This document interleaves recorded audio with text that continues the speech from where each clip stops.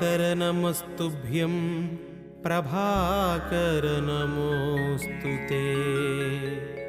सप्ताश्वरथमारूढं प्रचण्डं कश्यपात्मजं श्वेतपद्मधरं देवं तं सूर्यं प्रणमाम्यहम्।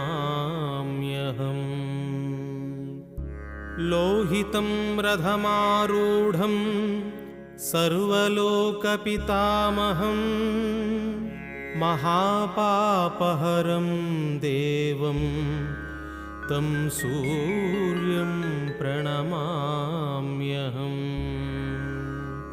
त्रैगुण्यं च महासूरं ब्रह्मविष्णुमहेश्वरं महापापहरं देवं